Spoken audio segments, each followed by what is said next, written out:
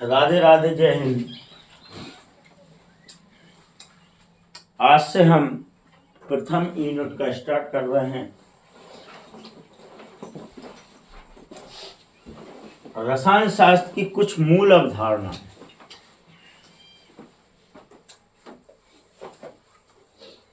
विज्ञान को हम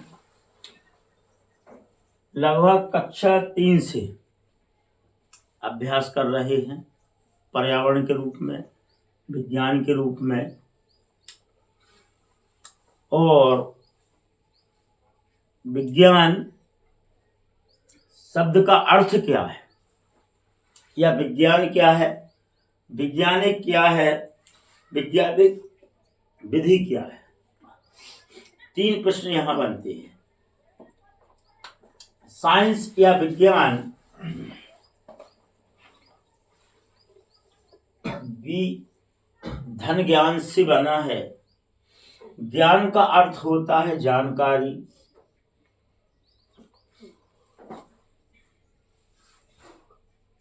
और शब्द है इसके आगे वी। वी का है विशिष्ट ज्ञान, विशिष्ट ज्ञान, व्यवस्थित ज्ञान,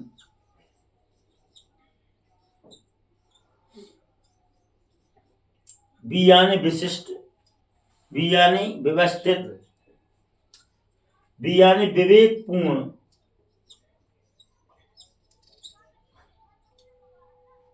और व्यवहारिक ज्ञान। व्यवहारिक ज्ञान और प्रैक्टिकली ज्ञान, अनुभव के द्वारा ज्ञान। व्यवस्थित ज्ञान मतलब क्रमबद्ध ज्ञान। जब हम किसी चीज का अध्ययन करते हैं तो उस विषय वस्तु, पाठ्य वस्तु का ज्ञान व्यवस्थित हो। जैसे कि एक सामान्य सी स्थिति में हम हमारा परिचय दें तो पहले खुद का नाम बताएं, फिर पिताजी का नाम बताएं, फिर माताजी का नाम बताएं, फिर भाइयों का नाम बताएं, बड़े से छोटे की ओर, फिर बहनों का नाम बताएं, फिर दादा दादी का नाम बताएं। तो जी क्या हो जाएगा? व्यवस्थित। और जो आपके पास जानकारी है उसको ज्ञान कहते हैं। कार्य करने का तरीका भी व्यवस्थित हो। इसीलिए विज्ञान सामाजिक भी है, इसीलिए सामाजिक विज्ञान कहते हैं। राजनीतिक विज्ञान, जीव विज्ञान, जीवों के बारे में विशिष्ट, व्यवस्थित, विवेकपूर्ण, व्यवहारिक ज्ञान को जीव विज्ञान कहेंगे। भौतिक विज्ञान, भौतिक पदार्थों के बारे में। रसायन विज्ञान, तत्वों, यौगिकों, अणुओं, परमाणुओं, आयनों का विशिष्ट, व्यवस्थित, विवेकपूर्ण और व्यवहारिक ज्ञान को रसायन विज्ञान कहेंगे। मेडिकल साइंस, औषधियों के बारे में। इस प्रकार हम मेरे ख्याल से आज समझ पाए कि विज्ञान है क्या। अब वैज्ञानिक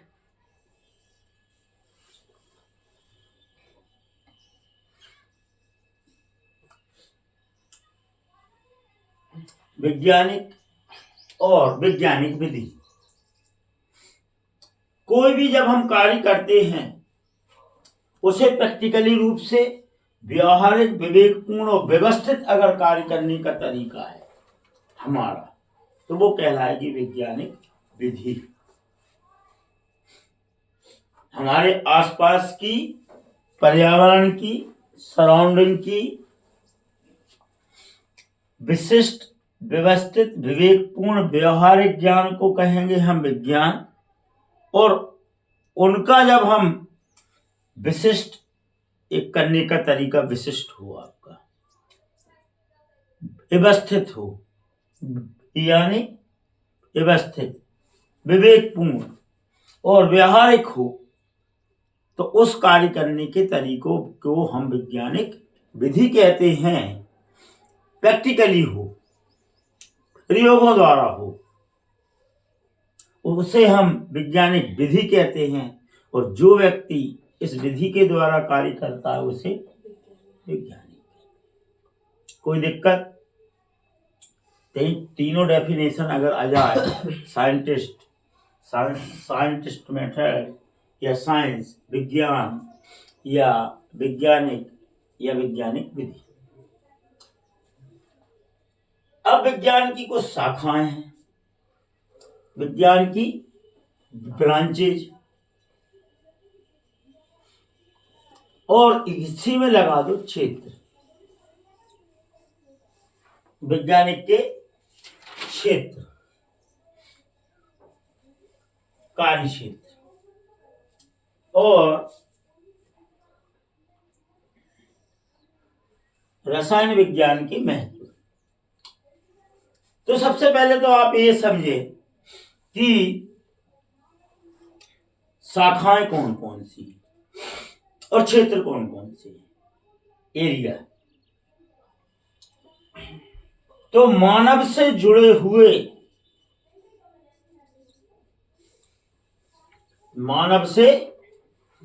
हुए समस्त क्षेत्र के बाद विज्ञान लगा दो, वो ही शाखाएं हो जाएंगी और वो ही क्षेत्र। जैसे सबसे पहले जीव विज्ञान, परिभाषा भी वही हो जाएगी, जीवों के बारे में, तो जीव विज्ञान। ठीक। भौतिक विज्ञान, भौतिक वस्तुओं के बारे में, भौतिक विज्ञान। मेडिसिन साइंस, औषधि विज्ञान, औषधियों के बारे में, विशिष्ट, व्यवस्थित, विवेकपूर्ण, व्यवहारिक। कृषि विज्ञान, कृषि के बारे में। भूविज्ञान, भूमि के बारे में। अंतरिक्ष विज्ञान, अंतरिक्ष के बारे में। समुद्र विज्ञान, समुद्र के बारे में। और ढोर विज्ञान, पशु विज्ञान, जानवरों के बारे में। वनस्पति विज्ञान, पौधों के बारे में। अच्छा, महत्व वो भी किसका? रसायन विज्ञान। रसायन विज्ञान का महत्व क्या है? तो एक बात बताओ, जन्म से लेके मृत्यु तक क्या रसायन को छोड़ सकते हो? जन्म लिया नहीं कि ऑक्सीजन, मृत्यु हुई, ऑक्सीजन बंद, कार्बन डाइऑक्साइड चालू, आग लगी, दहन।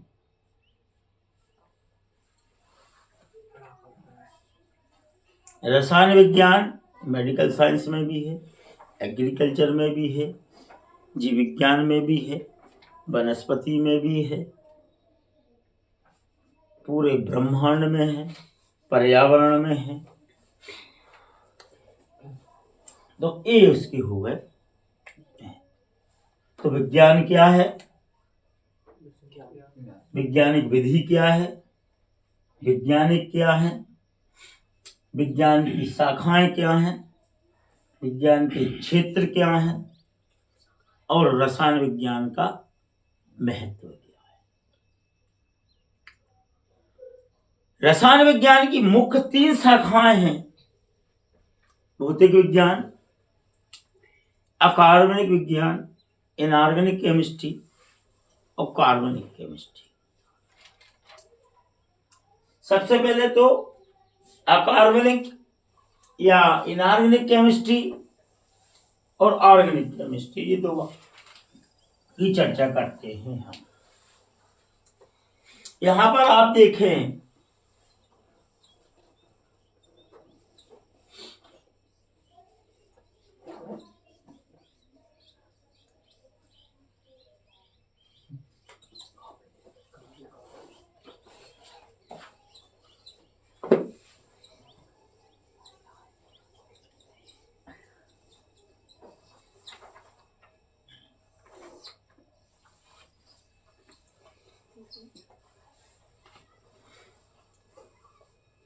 जे हमने कुछ यौगिकों के कंपाउंड के फार्मूला लिखे, कुछ को इस साइड लिखे, कुछ को इस साइड लिखे। आप बताएं बेटा इन दोनों में क्या अंतर?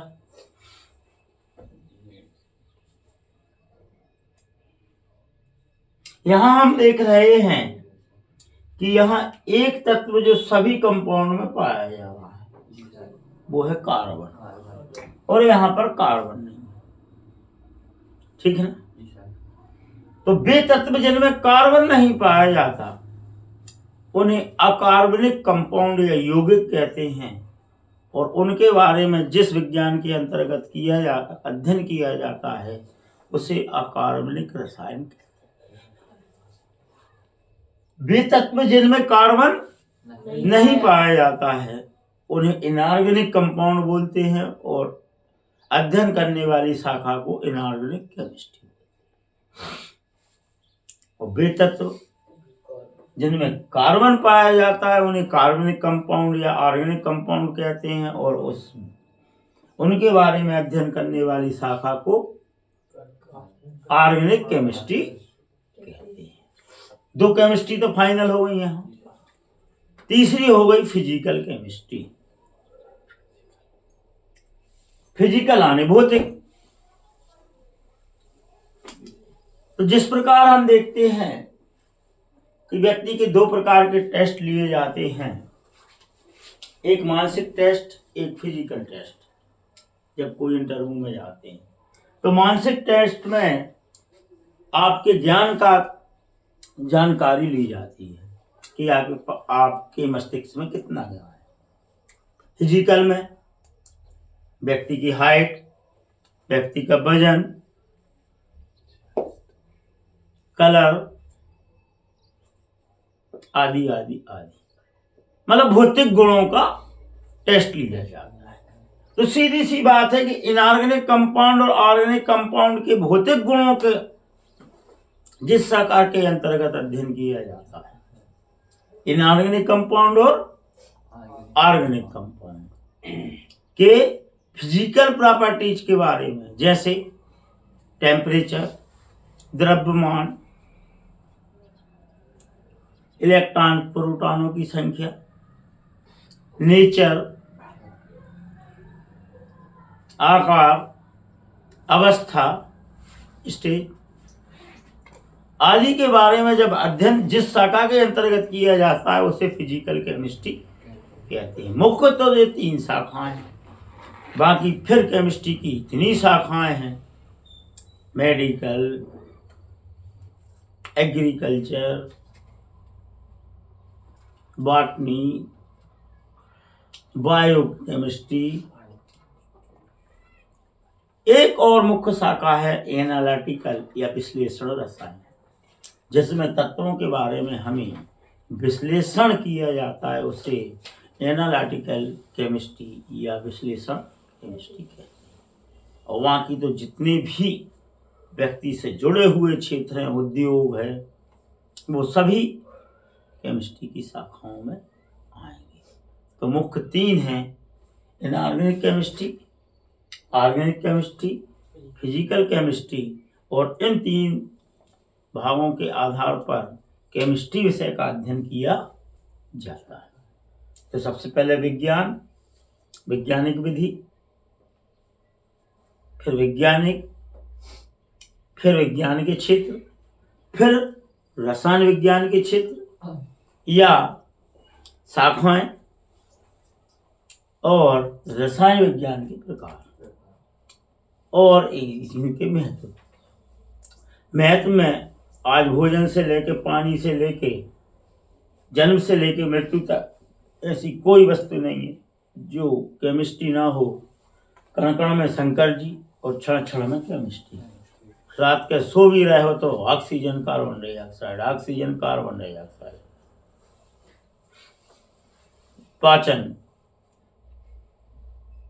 Chemical biochemical reactions. मतलब इसके बारे में आप भरपूर लिख सकते हैं, लेकिन भरपूर नहीं लिखना, जैसा क्वेश्चन हो उसके अनुरूप हमें उत्तर देना।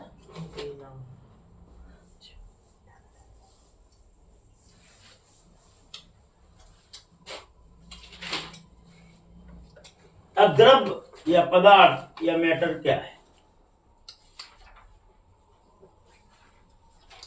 द्रव्य, पदार्थ या मैटर या कंपाउंड क्या है? द्रव्य पदार्थ है, पदार्थ द्रव्य, पदार्थ मैटर है, पदार्थ कंपाउंड है। बस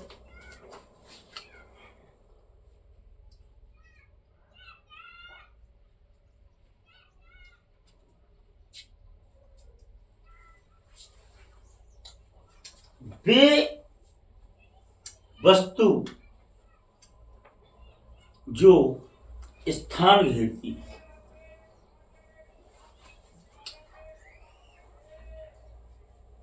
जिनमें द्रव्यमान होता है, भार होता है, जिनमें भार होता है, जो स्थान घेरती हैं, उन सभी पदार्थों को हम द्रव्य या मैटर कहते हैं।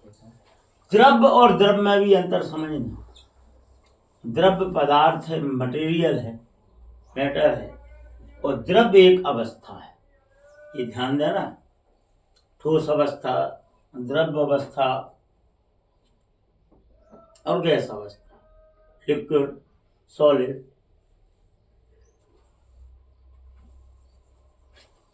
अब पदार्थ जैसे जल पदार्थ है, वायु पदार्थ, वायु भी जगह घेरती है, उसका भी वायुमंडलीय दाब मतलब द्रव्यमान है, वजन है। जैसे इलेक्ट्रॉन प्रोटॉन से एटम बना है और एटम से अणु बना है और अणुओं से मिलकर पदार्थ या द्रव्य बना है। तो द्रव्य दो प्रकार के होते हैं, एक मिश्रण और एक शुद्ध पदार्थ। द्रव्य या मटेरियल या मैटर में एक होता है मिश्रण,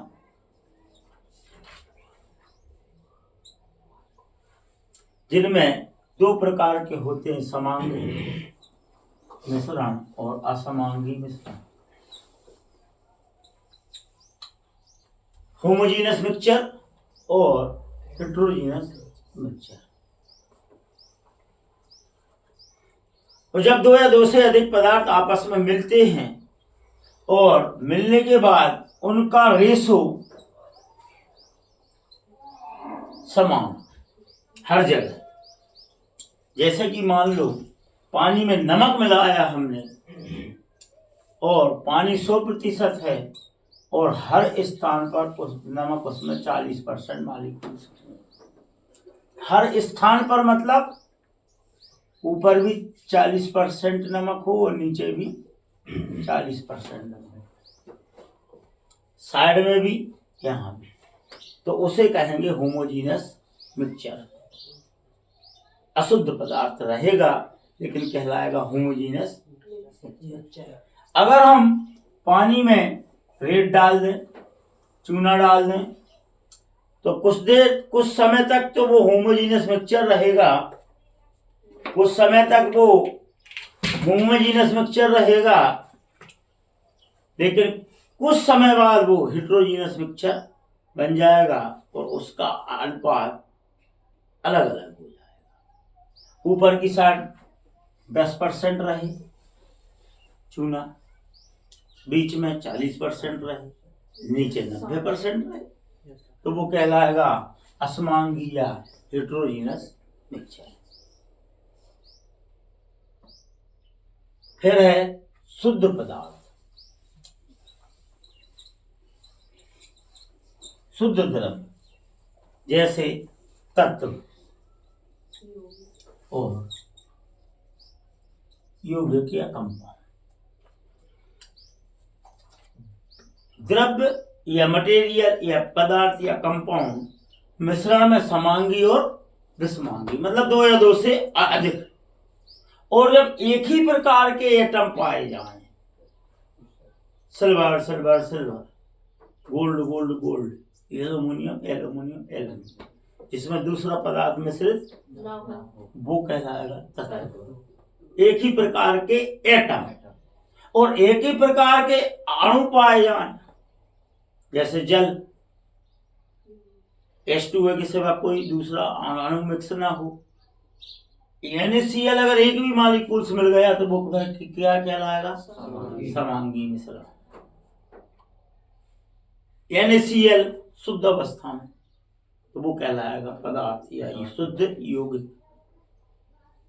तो द्रव्य दो प्रकार के हुए, मिश्रण शुद्ध पदार्थ, मिश्रण फिर दो प्रकार के हुए, समांगी विषमांगी, और शुद्ध पदार्थ और शुद्ध पदार्थ फिर दो प्रकार के होंगे, तत्व और यौगिक।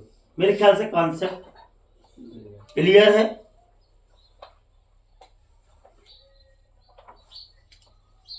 अब पदार्थ के भौतिक और रासायनिक गुण परिवर्तित होते रहते हैं। भौतिक गुण मीन्स उनके द्रव्यमान है, जिनके बारे में हम आगे पढ़ेंगे। भार है,